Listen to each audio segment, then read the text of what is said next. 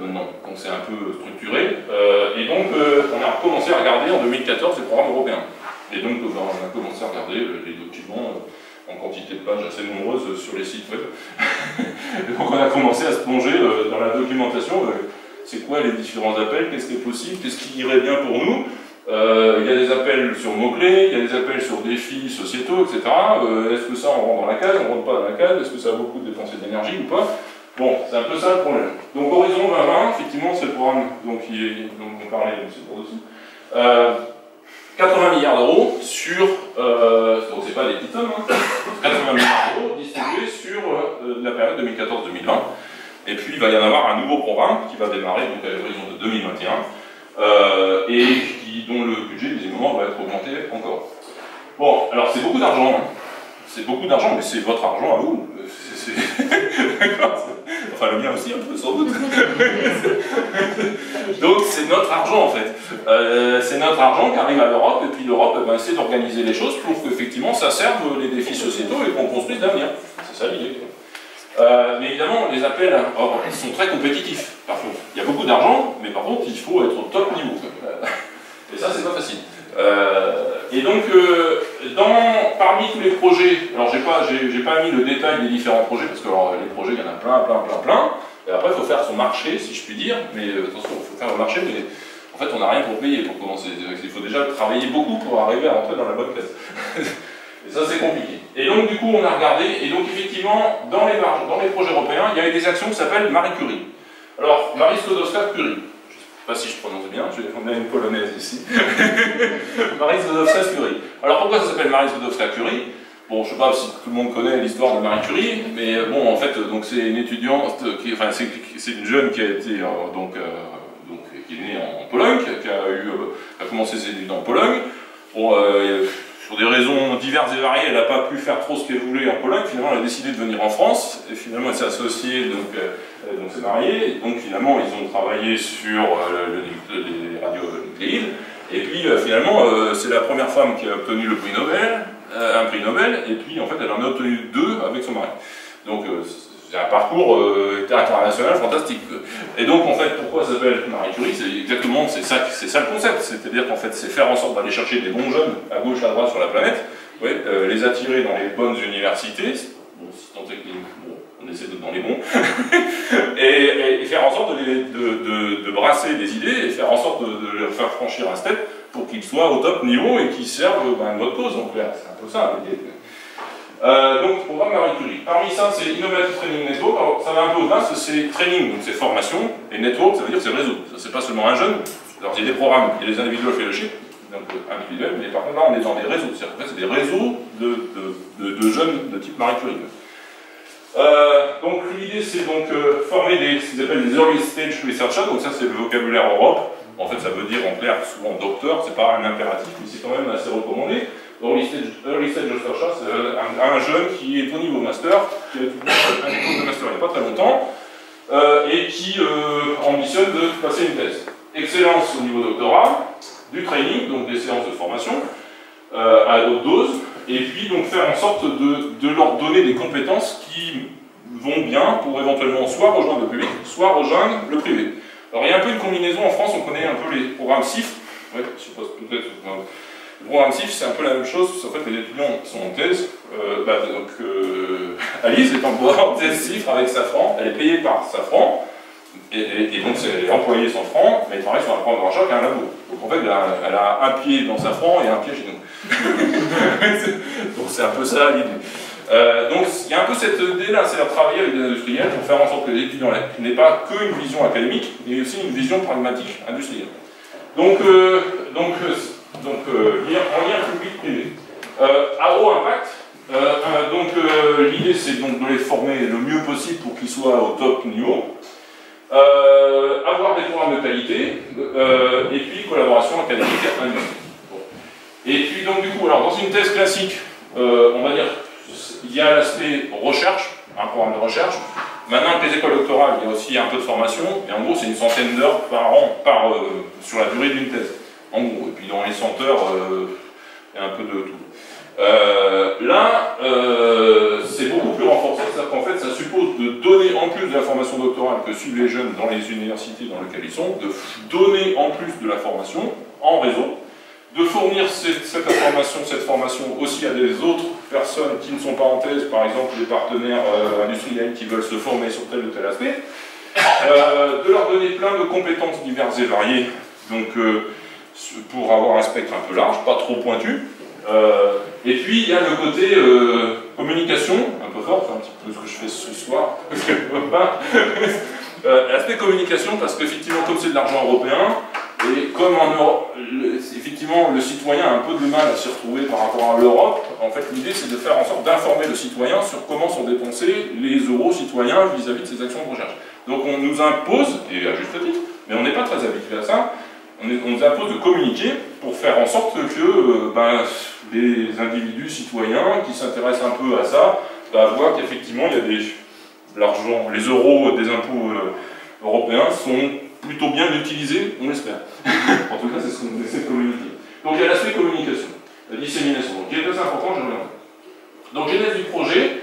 Alors, c'est ce que j'ai évoqué là, donc il y a 3 types. Donc, le maximum est à 15, tant qu'à faire de dépenser de l'énergie pour monter un dossier, parce que c'est très consommateur de temps, on a tapé à 15.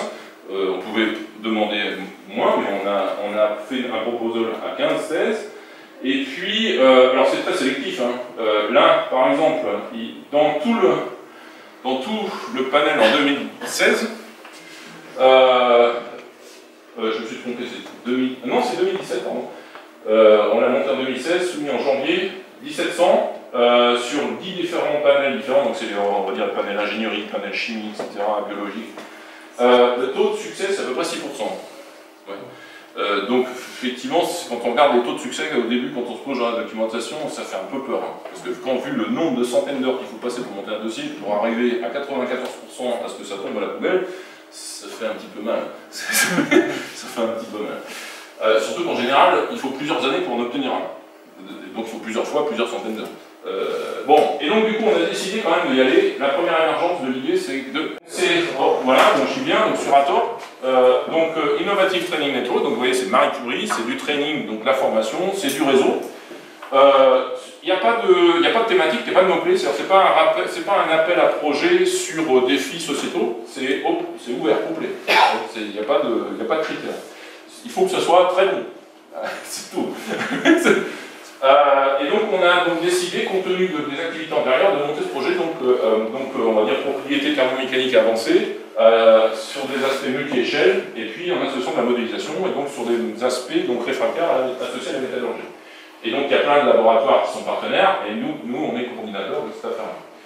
Bon alors, le projet, c'est pas une thèse où on définit un sujet sur un domaine un peu étriqué, on va faire des choses extrêmement pointues. Alors oui, un peu, une thèse il peut faire ça, mais par contre le projet, ça doit être beaucoup plus large. Donc il y a des aspects programme de recherche, donc on va dire identifier les propriétés, l'aspect multiscale, prédiction, la durée de vie des matériaux, les aspects mesures compliquées sur des matériaux dans des conditions difficiles, donc faire évoluer les techniques expérimentales de mesure. Donc ça c'est la partie programme de recherche, donc après on divise le travail en deux, parce que comme on a 15 thèses, on peut organiser les choses. Et puis il y a la courroie, on va dire, formation, donc Transnational Mobility, interdiction de recruter en France des Français, donc c'est forcément des étudiants qui viennent d'ailleurs, et puis des périodes de seconde main fortement recommandées, donc de la mobilité à l'international, plus au cours du projet, donc des étudiants sont recrutés, mais en plus naviguent au cours des 3 ans. Donc par exemple, on a un étudiant qui est basé à Limoges mais qui n'est pas là aujourd'hui parce qu'il est en seconde main à Orléans, et puis il y en a qui est basé à Rennes mais qui en ce moment est à Limoges, par exemple. Bon, et donc voilà, thermomécanique. Donc ça j'ai déjà évoqué, donc des training sessions, je vais détailler un petit peu ça. Et donc évidemment c'est la combinaison, la base de tout ça c'est Fire en fait. C'est l'esprit Fire qu'on a créé depuis 10 ans qui nous a permis de nous structurer et puis de proposer des choses intéressantes à l'échelon de l'Europe dans ces programmes de retirés. Sinon, c'est pas possible, enfin, beaucoup plus difficile. Alors, l'aspect métallurgie, je vais dire un mot. Alors, les sites sidérurgiques, en fait, on part du minerai, et puis on produit d'atomes, d'acier ou des rails, enfin tout un tas de formes. Bon, c'est très gros, hein. Les sites sidérurgiques, c'est une vraie ville, hein. C'est énorme. Et les outils sont impressionnants, les températures sont impressionnantes, les durées de vie des matériaux sont très variables et peuvent être très courtes, voire des pièces qui ont une durée de vie, c'est quelques heures. Ouais, et puis une poche acier, il faut la changer toutes les quelques semaines. L'intérieur de la poche, ah oui, parce que c'est pas... c'est d'acier liquide à 1500, donc c'est assez agressif. et donc évidemment, il y a plein de matériaux extrêmement différents, et c'est très multimatériaux. Par exemple, c'est une grosse gamelle, hein, mais il faut par exemple pour mélanger. Mais pour mélanger, on va injecter de l'argon. Donc il faut des bouchons poreux, par exemple, sur le dessous, pour venir injecter de l'argon dessous, pour faire en sorte que le traitement métallurgique se passe bien. Bon, enfin, il y a plein d'aspects, mais je ne vais pas rentrer dans les détails. Bon, et donc nous, on s'intéresse aux matériaux qui vont être au contact de ces matériaux de température. Donc typiquement, notre domaine de température, c'est entre le préchauffage, on est à 900 000, donc c'est froid pour nous. Et puis le domaine de travail, c'est 1500, 1600. Et puis en point chaud, on peut éventuellement dépasser un petit peu. Les échelles, vous voyez, c'est des très très gros outils. On travaille sur à la fois le micron, c'est les matières premières, on met des objets qui sont tout petits. Submicronique, c'est beaucoup plus petit qu'un cheveu. Un cheveu, c'est 100 microns à peu près. Là, on va mettre des grains, c'est submicronique, donc c'est 10 fois plus petit qu'un cheveu. Mais par contre, on va mettre des gros grains, on va faire des assemblages, c'est des composites. Et puis, donc, debout, l'objectif, c'est de comprendre l'échelle des grains, la synthèse des grains, la structure cristallographique, les propriétés intrinsèques, comment on assemble pour faire des matériaux à l'échelle centimétrique, comment on fait des assemblages d'objets pour faire des revêtements, donc avec des assemblages multipièces, et puis pour fabriquer des poches acier. Donc l'idée c'est de faire des mesures à toutes ces échelles, donc évidemment de la mesure à l'échelle du grain, mais de la mesure aussi à l'échelle de la poche acier à la dizaine de mètres, évidemment dans des conditions difficiles, et puis en même temps de faire de la simulation numérique, donc là derrière tout ça c'est des maths et de l'informatique en fait. Donc de la modélisation pour être capable sur un écran de ressortir des codes couleurs qui représentent quelque chose, une température, une contrainte dans un sens, etc. Bon, et donc c'est ce qu'on a ici, donc un matériau avec ses grains, une brique, on fait la caractérisation à l'échelle de la brique, intégrer tout ça dans des modèles d'homogénéisation pour remonter en fait au comportement poche acier. Alors on a choisi la poche acier, c'est juste un exemple, hein. C'est juste pour fédérer le groupe autour d'un outil. Bon, en fait, les réfractaires, il y en a plein partout. Donc, par contre, ce qu'on voulait, c'est éventuellement avoir un terrain de jeu qui soit commun pour que les étudiants puissent échanger. Partenaires académiques, donc l'université de Leuven, l'université de Limoges. On a été chercher donc, des collègues à Cracovie, donc il y a un département céramique avec lequel on collabore déjà depuis quelques années. À Rennes, donc une université avec laquelle on travaille et qui a un département céramique aussi. Leuven, donc une très bonne université également, qui est connectée à un gros industriel local, mondial, mais qui a ses bases en Autriche, qui s'appelle Rachid, j'en parlais tout à l'heure. Orléans, donc deuxième partenaire français. Alors, il y a aussi un bridage, ça ne compte pas plus de 40% du financement doit aller à un seul pays. Donc il y a tout un tas de règles, évidemment, il faut monter le projet de façon que ça respecte tout un tas de règles, il ne faut pas se faire jeter sur des trucs un petit peu idiots. Et puis on a été chercher des gens qu'on ne connaissait pas, mais qui nous apportent des compétences à une échelle métrique, qu'on n'a pas l'habitude de traiter, parce que nous on est plutôt entre le grain et les centimètres, alors qu'en fait l'échelle de la brique au mètre, on n'a pas trop l'habitude au niveau matériaux céramiques, parce que ça c'est plutôt des échelles de structure. Et ça, par contre, les gens du génie civil ont beaucoup l'habitude de traiter ça, parce qu'ils traitent des bâtiments, et donc ils ont beaucoup plus l'habitude de travailler à l'échelle du mètre à la dizaine de mètres. Et donc du coup, on travaille avec des gens de génie civil à Minot, et il se trouve qu'ils ont des installations de résistance au feu qui sont parfaitement adaptées en fait à nos besoins. Alors elles ne montent pas suffisamment en température, mais bon, on va s'en contenter. Déjà 1200, c'est déjà assez chaud, mais c'est un peu froid pour nous. Mais bon, on va déjà faire des choses avec eux. Donc Minot, c'est des gens du génie civil dans lequel ils ne sont pas compétents en réfractaire, par contre ils nous apportent des compétences très intéressantes pour le projet. Et c'est justement comme ça que va être monté un projet ITM, il faut trouver les compétences complémentaires pour que ça soit bien un assemblage cohérent. Donc voilà la carte. Au niveau des partenaires industriels, donc on a les partenaires industriels du réseau Fire à la base. Donc Arashi, qui vient de s'associer avec un partenaire brésilien, donc ils viennent de racheter, enfin ils ont combiné en fait deux grosses sociétés mondiales, ils sont devenus leaders mondial, donc avec une base en Autriche. Emeris, c'est une société française, donc c'est un groupe français dans le domaine des minéraux. Donc ici, Emeris, il y a par exemple une unité de production de pâtes à porcelaine, de pâtes céramiques avec ce survienne par exemple. Ils ont un laboratoire de recherche également sur Esther. Saint-Gobain, vous connaissez. Ouais, et donc il y a un gros laboratoire de recherche sur les matériaux dans le sud de la France, à Cavaillon. Pyrotex, ça c'est des Canadiens qui ont quelques bases en Europe, donc ils travaillent aussi dans les matériaux. Et puis Tata Steel, donc un utilisateur final, Tata Steel, acier, centré acier. Et puis finalement, on travaillait avec Safran, mais Safran a trouvé le projet tellement bien et que, en fait, mais comment ça se fait qu'on n'y est pas? Et donc ils ont décidé de nous rejoindre. Donc, mais en fait, sur le tard, en fait, l'année dernière, le projet était déjà accepté et ils sont montés dans le wagon, ils sont montés dans le train. Donc voilà, Safran. Thèse doctorant. Donc, vous en avez quelques représentants. Vous avez Diana, donc, qui nous vient donc d'Italie, et donc qui a sa thèse donc, basée en France, qui a déjà été fait une période de seconde monte à Rennes, en Allemagne, cet automne, et qui va sans tarder partir au Portugal, donc son sujet donc, est centré propriété thermique. Derrière, nous avons Robert. Alors, je ne vais pas tous les détailler, je vais parler de ceux d'ici, hein, les autres, alors peut-être je vais parler un peu de Yonah.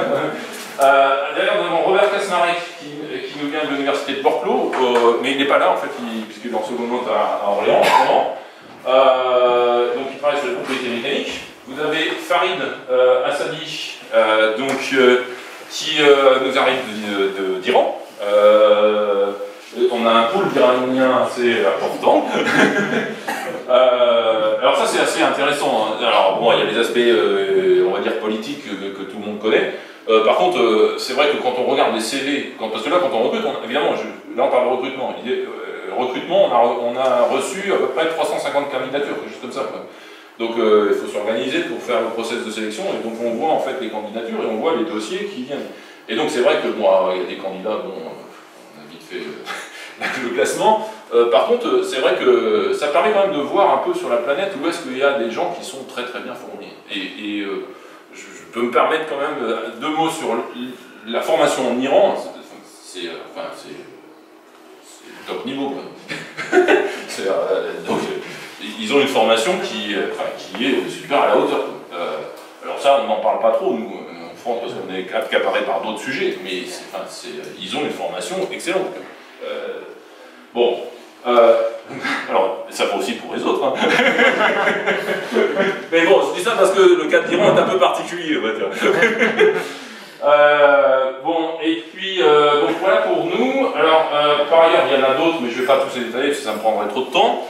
Par ailleurs, évidemment, c'est un gros projet, il y a beaucoup de choses à faire, je vais vous donner quelques éléments après. Ça suppose en fait de recruter un project manager pour aider, parce qu'il y a tellement de choses à faire que moi je peux pas. Et donc en fait, sur ces projets-là, on recrute des project managers pour gérer tout un tas de choses qui sont connexes au projet. Et donc au début du projet, on avait recruté une ex-étudiante d'un autre projet ITN qui avait terminé sa thèse à Grenoble et qui venait de Russie, Saint-Pétersbourg, et en fait elle a passé un an en France et qui a été project manager pendant un an jusqu'en novembre. Bon, par contre, les conditions fait que sa vie a été plus à Paris qu'à Limoges, et donc c'était un peu compliqué de naviguer entre Paris et Limoges toutes les semaines. Et donc, du coup, elle a décidé, un peu à regret, je crois, de quitter le navire. Et donc, on a recruté Glenn, qui nous arrive des Pays de Galles, et donc qui prend la suite depuis le mois de janvier de Daria sur la partie Project Management. Et bon, vous voyez qu'on a un certain nombre de résilience. Bon, voilà. Les packages scientifiques, bon, je ne vais pas trop rentrer dans les détails, donc les méthodes de mesure, donc c'est des choses un peu pointues, comment faire des bonnes mesures et améliorer les outils, ça proposer des évolutions technologiques sur la mesure pour caractériser ces matériaux. Une fois qu'on a des équipements, alors on en a déjà, mais l'idée c'est de progresser sur les équipements, de produire des données qui sont utiles pour faire de la simulation numérique. On peut avoir des gens qui sont très compétents en maths et compétents en informatique, il faut quand même donner des données au système pour faire des calculs qui tiennent la route. Et donc ça c'est la partie production de data dans le domaine de température, de toutes les propriétés physiques nécessaires pour alimenter le Work Package simulation numérique. Alors nous on n'est pas trop compétents dans la simulation numérique, alors on a quand même Farid qui travaille un peu là-dessus sur l'aspect microstructure, mais il y a d'autres thésards qui travaillent sur la simulation numérique. Donc là on est plutôt sur l'aspect modélisation, et puis un calcul, on a toujours des doutes dans les calculs, et donc quand vous avez des doutes, vous refaites le calcul, mais vous n'êtes toujours pas sûr qu'à la fin il soit bon, donc c'est bien si c'est quelqu'un d'autre qui le fait, ou si c'est une autre approche qui permet de valider, de confronter le résultat d'un calcul à une mesure. Et donc ça c'est le package Advanced Measurement for Numerical Validation. Donc en fait c'est des mesures en conditions réelles pour faire la confrontation de valeurs par rapport à ce que ressort du calcul numérique. Donc voilà un peu la boucle. Alors ça fait dans nos domaines, ça fait une quinzaine d'années que les industriels s'attachent de plus en plus à ça, c'est qu'ils voudraient sortir du champ de sélection darwinien pour justement être beaucoup plus prédictifs et donc être capable d'avoir des outils dans des bureaux de recherche qui permettent de dire voilà, si tu fais ça, il y a toutes les chances que ça marche. Mais après, à côté de la spécificité du programme, c'est qu'il y a d'autres choses, c'est-à-dire qu'évidemment dans ces programmes-là, c'est pas que de la recherche. Le proposal, c'est à peu près 50% recherche et 50% de non-recherche. L'aspect dissémination, l'aspect formation. Donc il y a un work package ici, Training Mobility, Recruitment, Transfer of Knowledge, et puis ici, un work package dissémination. Donc quelque part, ce que je fais ce soir, ça rentre un peu dans ce work package 6. Je vais donner 2 mots sur la technique, mais bon, je ne vais pas trop vous ennuyer avec des trucs scientifiques. Bon, en fait, pour caractériser les matériaux, on tire dessus, puis on mesure comment ils se déforment. Mais la petite difficulté sur les céramiques, c'est que ça se déforme peu. Et donc, il faut avoir des outils extrêmement précis pour aller chercher l'information, parce qu'en gros, les doigts qui permettent de mesurer ici vont bouger en gros de quelques microns au moment de la rupture. Évidemment, si on veut résoudre une courbe, il faut mesurer 100 fois mieux que quelques microns. Donc, ça veut dire qu'il faut mesurer à quelques dizaines de nanomètres. Ouais, donc, il y a des déplacements, des tiges qui sont ici pour sortir les courbes de comportement en traction. Il y a les aspects énergie de rupture, c'est-à-dire finalement quelle énergie il faut fournir à un matériau pour le casser. Combien ça me coûte en énergie pour casser un matériau. Évidemment, plus ça va me coûter, plus on a un matériau qui est intéressant. Parce que si on n'a pas besoin de fournir beaucoup d'énergie pour le casser, ben, ça va casser très vite. Et donc, du coup, ça, c'est d'autres équipements qui permettent de mesurer ce qu'on appelle les énergies de rupture. Et donc, en gros, c'est l'air sous la courbe. On ouvre en fait un échantillon, on mesure l'ouverture, et puis on regarde comment ça casse. Alors, et puis on peut même suivre par des outils mathématiques de traitement d'image, on peut suivre les fissures aussi. Vous voyez, en fait, ça c'est l'entaille. Ça c'est l'entaille ici, on ouvre, et puis on peut suivre la fissuration et puis faire tout un tas de mesures associées à ça.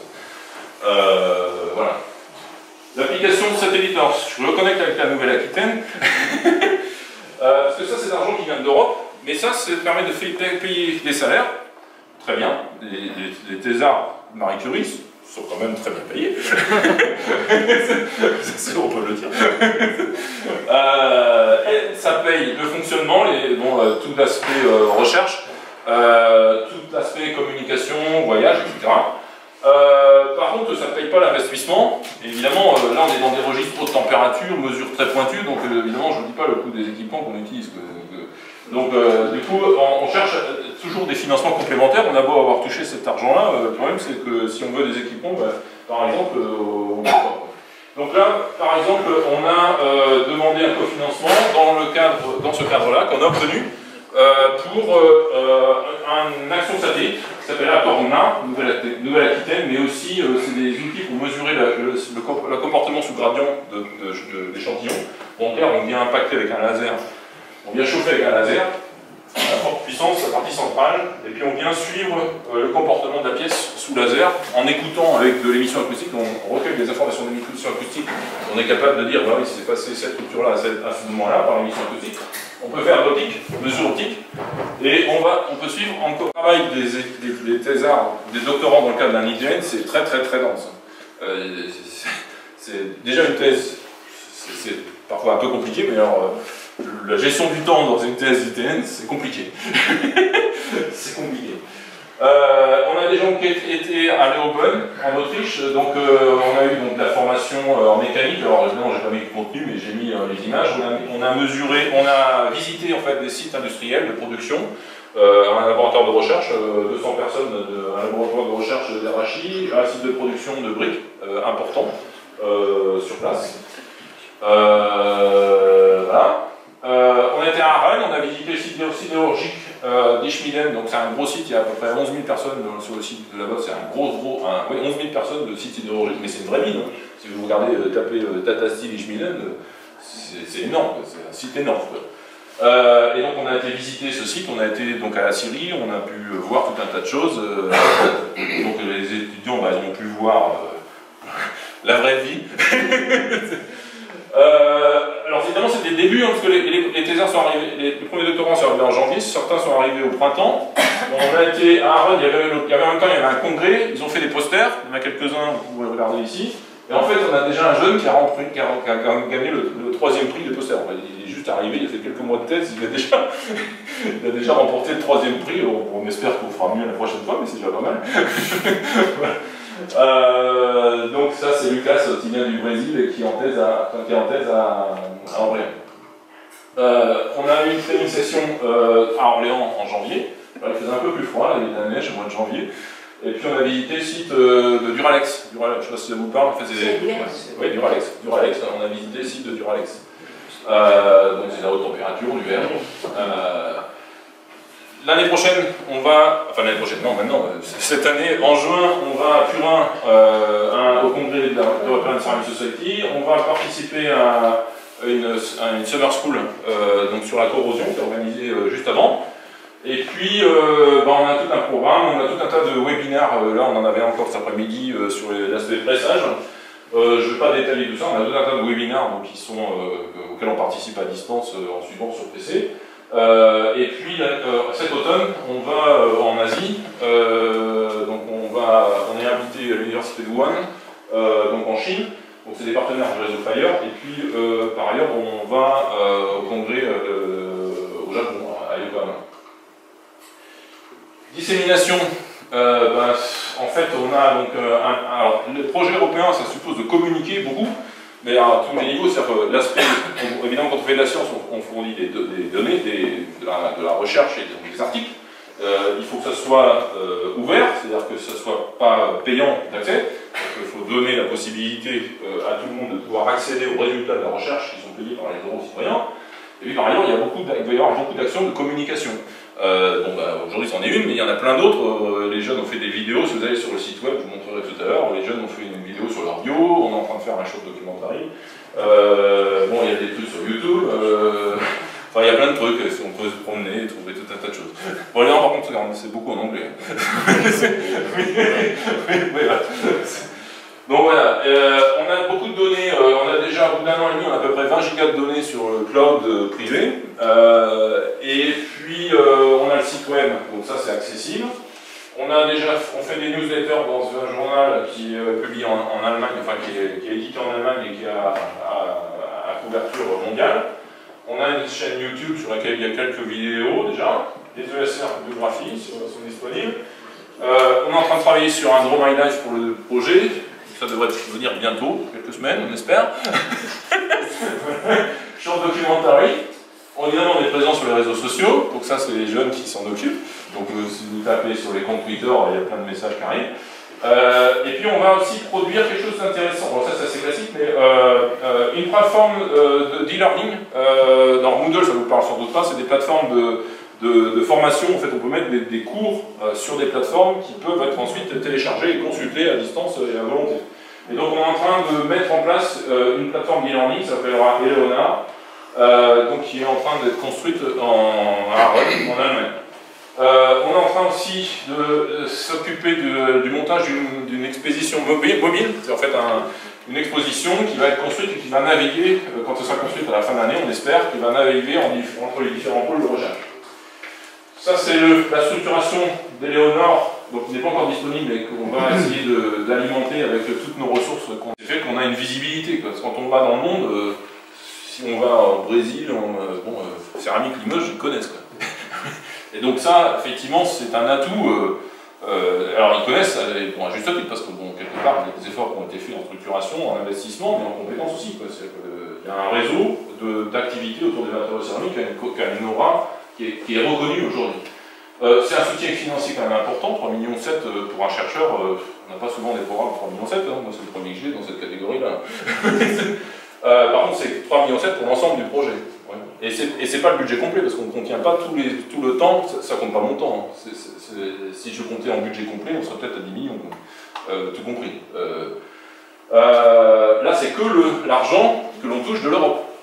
Il n'y a que les salaires des doctorants qui sont là-dedans. Tous les permanents qui sont autour ne sont pas comptés.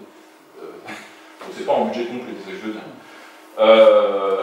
À peu près un petit peu plus d'1 million pour Limoges. Effectivement, moi j'aimerais que quand quelque part, quand on est dans ces activités-là, on peut discuter avec tout un tas de gens. On peut rivaliser avec des grandes universités bon, qui ont plus d'UTM que nous, mais bon, on a réussi à en obtenir, et puis il y en a d'autres. Pour le projet de Solvasec, c'est un peu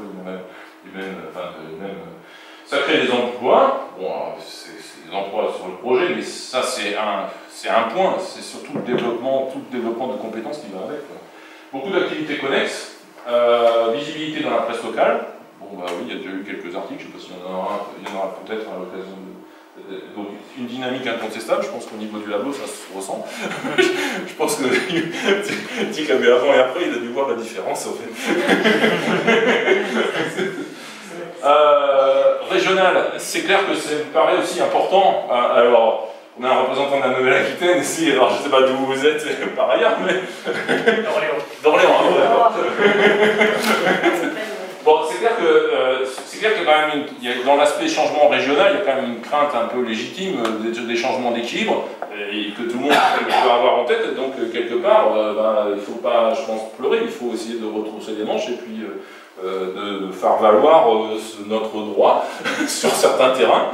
Et donc, je pense que par des programmes de cette nature, ça permet effectivement d'exister et de pouvoir échanger avec la Nouvelle-Aquitaine. Et donc, finalement, d'ailleurs, la Nouvelle-Aquitaine a bon en fait, au niveau des projets, donc c'est très bien. Donc, c'est ce que j'ai mis là, un maintien certain d'équilibre. C'est assez important, je pense, que dans le devenir des universités, qu'il y ait des poids forts qui garantissent que tout ne parte pas ailleurs. Voilà. Oui, différent. Voilà, visibilité des entreprises, parce qu'effectivement, bon, ça donne de la visibilité, donc quand il y a des gens qui ont des problèmes un peu partout en France, ils peuvent trouver de l'information. Européen, bon, voilà, j'ai déjà fait le tour, je pense. Les partenaires, ça permet de comprendre les positions. Ça permet, on émarge aussi sur quelques aides subsidiaires pour les secondes mains, ça c'est des fonds qui viennent des journaux dans le domaine céramique, donc il y a des éditeurs, les Elsevier en l'occurrence, sont des fonds qui redistribuent en fait aux jeunes, donc qui permet d'abonder sur les secondes mains. International, bon, la reconnaissance, c'est vrai que quelque part, on se balade un petit peu sur la planète, alors ça peut, quand on ne connaît pas très bien, quand on va en couvrir, moi je voyage beaucoup, enfin, pas mal, donc ça peut paraître un peu, oui, on se promène, quoi. Mais c'est vrai que derrière, c'est quand même aussi beaucoup de travail, de relationnel, de la communication, donc faire valoir le travail qu'on fait ici à Limoges, à l'autre bout de la planète, et être visible de l'autre bout de la planète, c'est ça notre job. Et donc une activité de recherche de matériaux sur le céramique reconnu. Mais donc recrutement de doctorants internationaux, c'est pas forcément facile de faire venir des gens sur Limoges. Là, je pense que vous le savez tous. Et donc c'est clair que des programmes comme ça, c'est rêvé, quoi. Parce que là, vu Viran,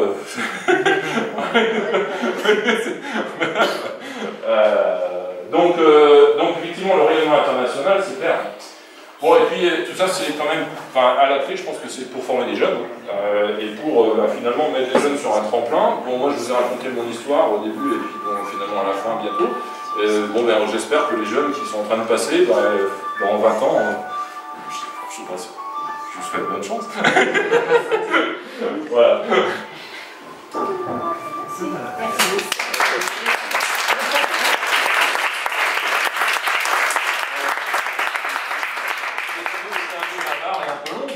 J'espère qu'il y aura des questions quand même. Alors, qui se lance? Tout est vraiment manqué. Là, oui, encore j'ai fait des efforts pour faire quelques planches en français. Il faut avoir la moyenne de bac. En anglais. Non, mais là, alors là, sur l'anglais, c'est clair que quand j'ai commencé à l'international il y a 15 ans, je n'arrêtais pas de faire la transition français-anglais. Ça prend un temps fou. Ça prend un temps fou. Ce figure-là, mais je ne l'ai pas en français. Mais ça, je ne l'ai pas en anglais. Voilà, mais c'est infernal. Donc moi, maintenant, j'ai pris mon parti, je ne traduis plus rien. Quand je fais une nouvelle planche, éventuellement, je la fais dans la langue qui m'arrive. Mais je privilégie quand même l'anglais. Toute l'information sur la commission sur Horizon de l'Amérique en anglais. Mais il y a quand même le portail français, où là, vous avez absolument tout ce qu'il faut concernant... Je vais poser une question. Le projet Hathor, donc, il est financé par l'Europe, et je vois que parmi les doctorants, il y en a qui viennent hors d'Europe. Donc, est-ce que ça ne pose pas un problème? Alors ça, eh ben, je peux vous dire que j'ai pas été très à l'aise. On a gagné le projet, on a déposé en janvier, on a fait beaucoup d'efforts. Bon, je vais l'expliquer. Déposé en janvier, réponse en mai. On démarre la communication et on commence à voir arriver les CV. Et on fait un bilan en juillet. Je regarde le pourcentage d'Européens dans les candidats. 5%. 5% de candidats européens. Alors, là, vous mettez le doigt sur un vrai problème. C'est un réel vrai problème. Moi, quand j'ai vu ça, j'ai halluciné. J'ai vu l'effort qu'on a dépensé. Alors, j'ai rien contre les non-européens. Je suis ravi de vous avoir. Mais quand même, en tant que citoyen européen et d'argent citoyen, argent européen, ça me pose un gros cas de conscience.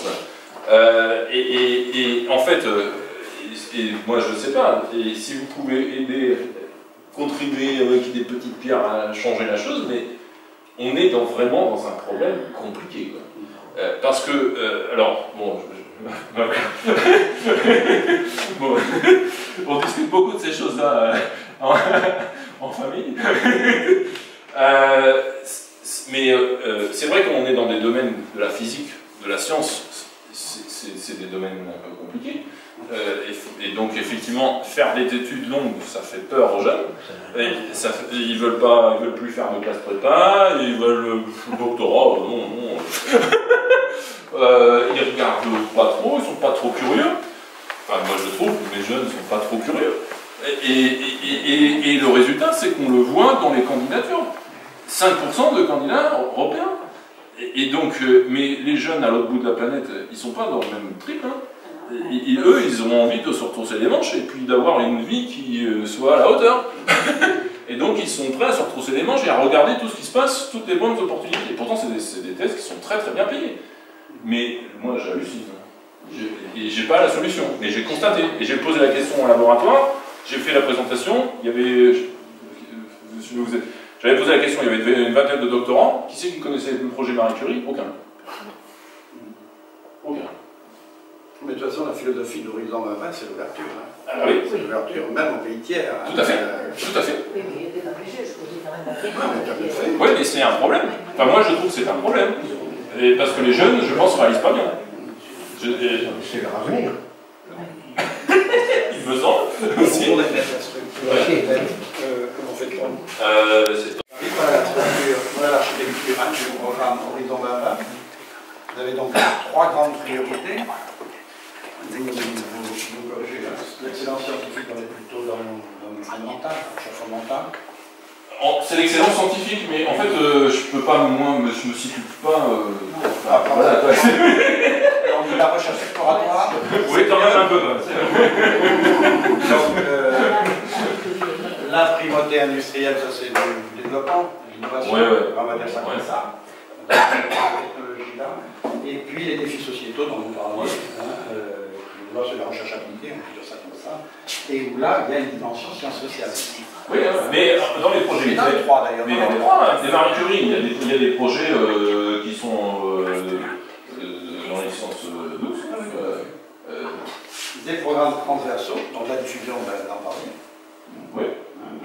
Sciences Po, sur les sociétés, c'est une invitation.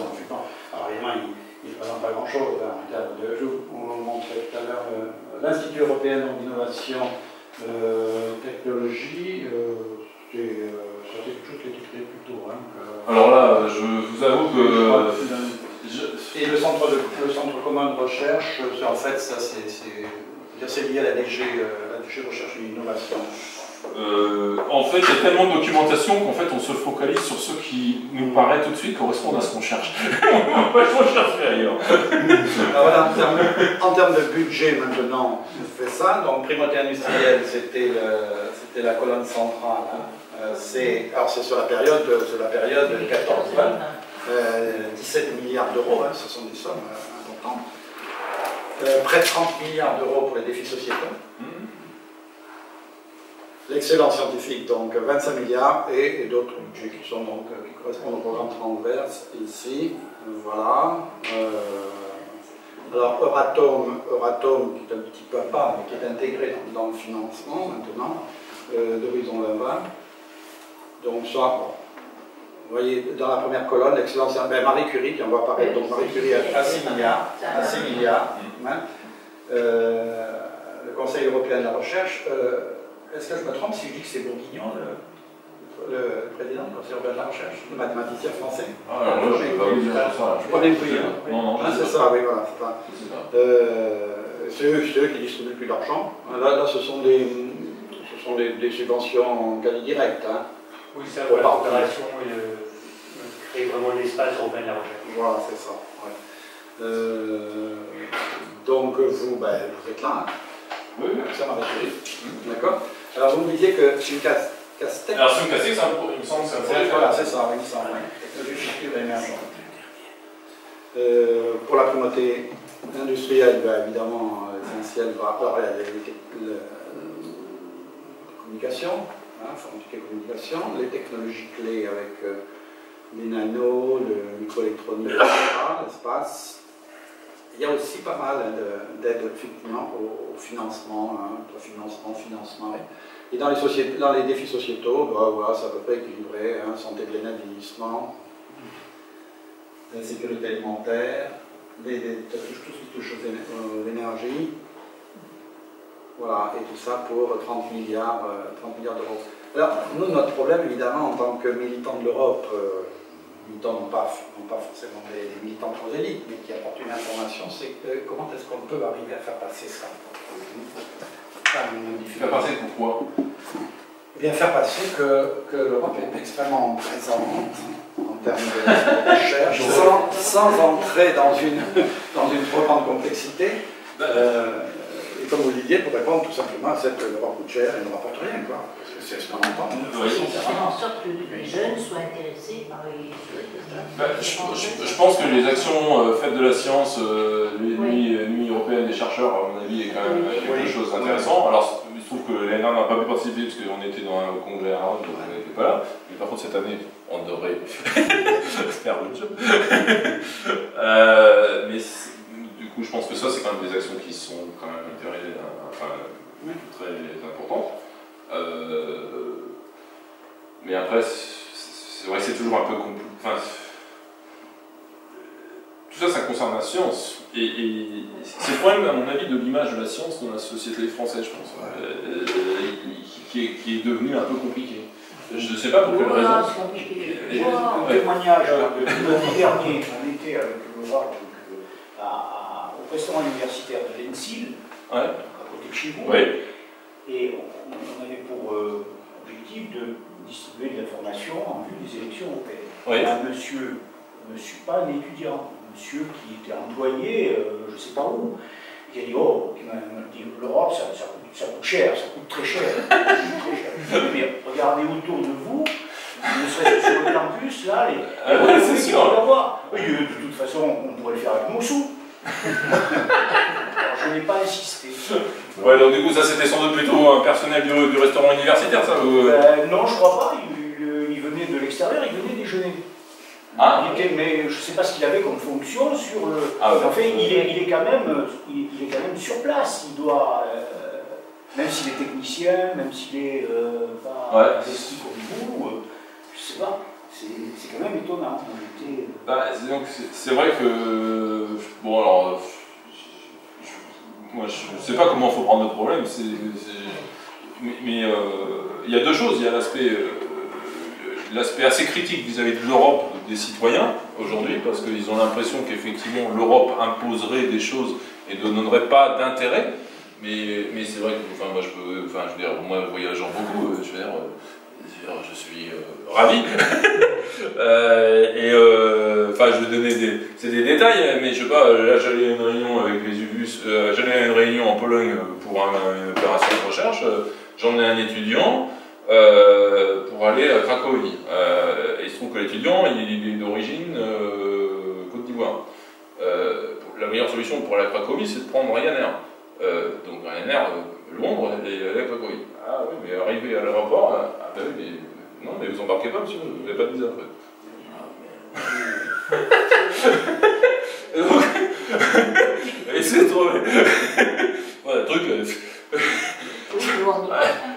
Alors qu'effectivement, quand on voyage en Europe, on voyage partout, c'est super confortable, quoi. Alors nous, on n'y prête même plus attention, mais c'est tellement...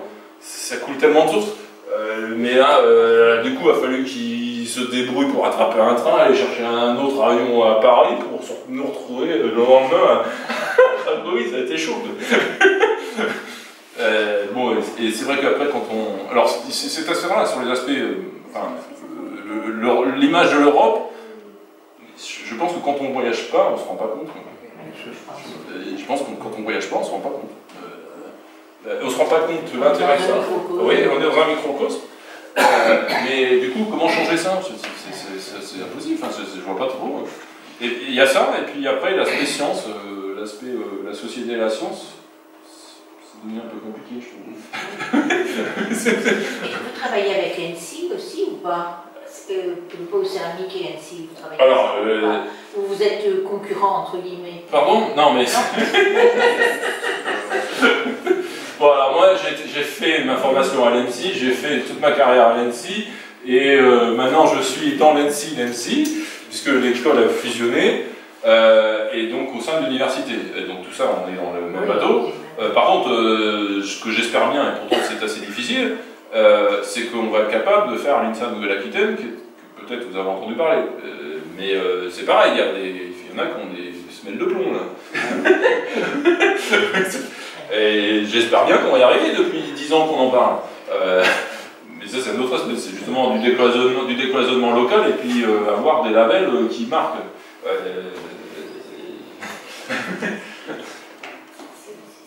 Mais alors, sur l'aspect Europe, là, c'est intéressant, mais comment changer ça? Bon, les actions nuit européenne des chercheurs, c'est sans doute, enfin, c'est bien, mais je pense que... Alors, il se trouve que moi, je n'ai jamais participé pour l'instant, mais je pense que là, cet automne, je vais être là, donc je vais y aller.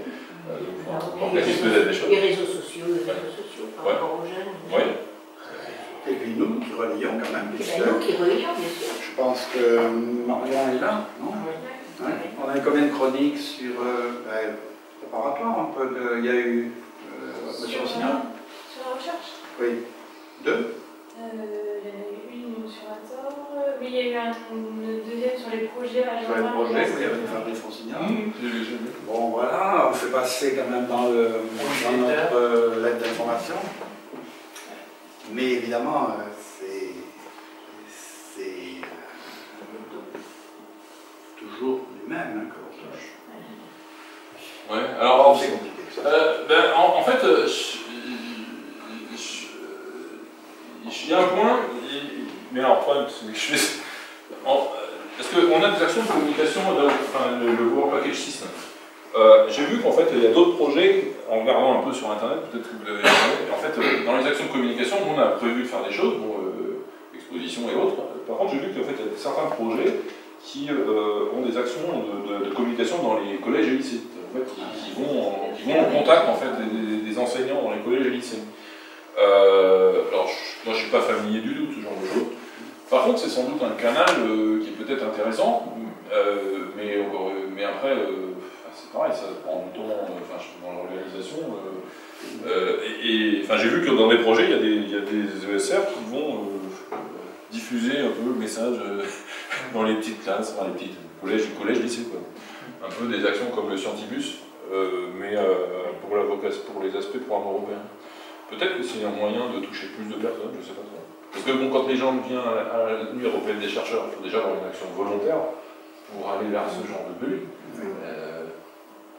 Et est-ce que vous recevez, vous, pour expliquer justement ce que vous avez... vous voyez, est-ce qu'on peut aller visiter il y a des journées portes ouvertes au niveau de la formation qui sont organisées. Au niveau du labo, je ne suis pas sûr. Pour parler d'un programme européen, mais en tout cas, les visites, elles se font plutôt dans le cadre des journées portes ouvertes universitaires. Oui. Du coup, c'est plutôt le côté formation. Après, je crois qu'il y a des fois des demandes spécifiques qui arrivent, et puis on essaie de traiter. Voilà.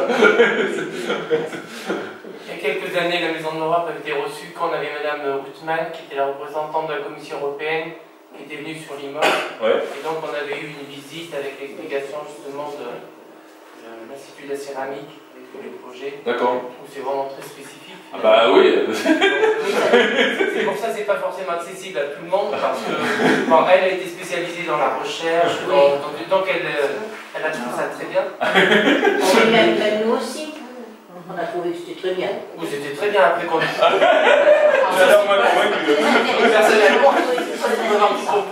j'ai pas tout compris, mais j'ai compris des choses. Non, mais comme quoi, il y a des choses qui peuvent être envisagées. Oui. On va vous amener un quart de... Ouais, mais en fait, la question que je pose par rapport à ça, c'est que bon, quand on organise des événements, ça va être un cas même pour l'expo, les gens qui vont venir, ça procède d'une démarche volontaire. Il faut déjà avoir envie de passer 2-3 heures sur un truc dans une matinée où vous allez faire autre chose. Donc ça veut dire qu'il faut déjà avoir un attrait pour la chose.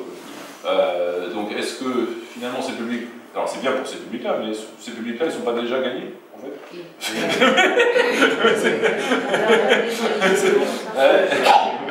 L'expérience du train du climat a bien marché.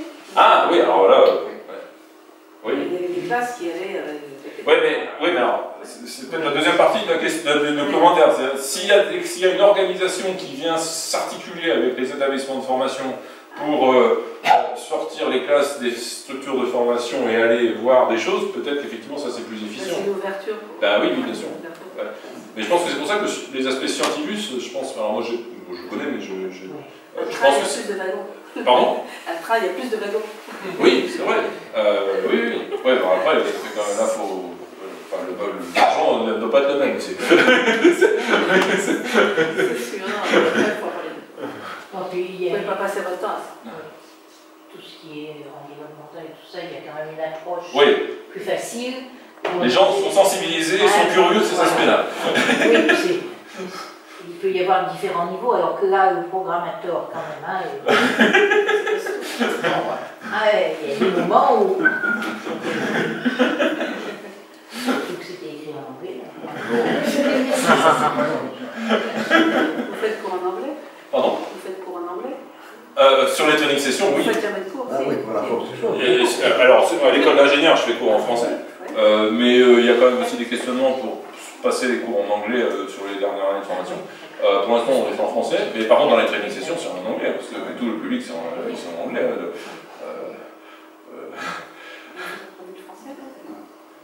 Oui, mais Thi, il est en France déjà depuis un certain temps. Mais je sais pas.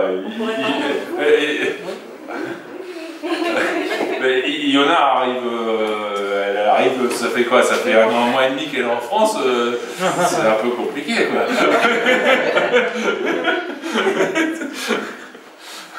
Farid, ça fait 2 ans, 2 ans et demi, 3 ans? 2 ans. 2 ans? Mais vous parlez déjà bien français. Ah, merci.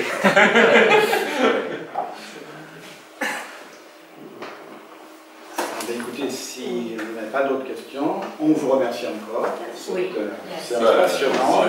Bon, vous pouvez discuter avec les étudiants, il y a quelques pièces de démonstration et des boissons par ailleurs. Et puis à l'occasion d'avoir la nuit des chercheurs. Oui. En septembre, on y sera. Et puis à l'occasion. Merci encore. Merci beaucoup. Merci.